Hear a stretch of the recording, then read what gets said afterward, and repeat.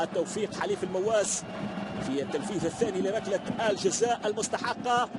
محمود المواس بالتخصص إن شاء الله يتقدم. مواس سيسجل محمود المواس فنان وسط الميدان. الله، مواس دائما على موعد مع الشباك الصينية كما فعل في اللقاء الأول، يسجل ويحتفل احتفالية مستحقة للنسور السورية.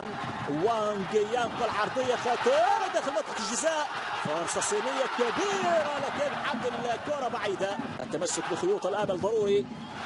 كرة صينية طويلة داخل منطقة الجزاء بالراس في غاية الخطورة، الكرة باقية أمام المرمى. الله عليك يا أحمد، الله عليك يا صالح. كرة لمصلحة جيانغ في الجهة اليسرى خطيرة، فرصة كبيرة من حسن هذه اللحظات. والبديل جيانغ يعكس عرضية خطيرة داخل منطقة الجزاء، الكرة بالراس كبيرة على الشمال، الكرة بعيدة. هذا تمسك بخيوط الآمل جميل. كرة صينية طويلة مصلحة الجزاء بالراس. الصيني اليوم يقدم أفضل لقاءات، يقدم أسوأ أشواطه في هذه التصفية. تلاحظ تمهيد بدون رقابة.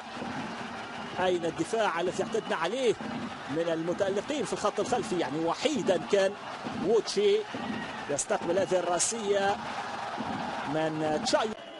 مواس، أحمد الصالح، مؤيد العجان. كرة سورية، تصويب رائعة، هدف التعادل، هدف التعادل بروعة بحرفنة الكابيتانو.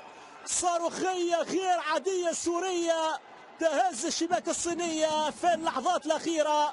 تعادل رائع وجرية الكابيتانو بلقطة غير عادية في مقتل في المقص الأيسر على يسار زينغ تشينغ. هذه الإعادة من جديد.